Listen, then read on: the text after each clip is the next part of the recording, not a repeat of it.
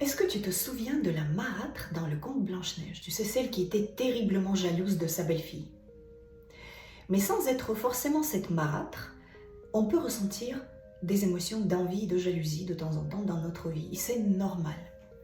Alors, je te propose un exercice pour questionner justement ton rapport à l'envie et à la jalousie. Allez, c'est parti. D'abord, essaie de te souvenir d'une situation assez récente où tu t'es senti envieux ou jaloux de, je ne sais pas, la promotion que ce collègue a eue, pour laquelle tu as travaillé si dur, sa belle voiture, son aisance, sa prestance, peu importe. Tu choisis une situation. Et surtout, pose-toi la question, si tu as cet objet convoité, si tu as cette situation demain, qu'est-ce que ça va t'apporter finalement? Tu vas te sentir comment?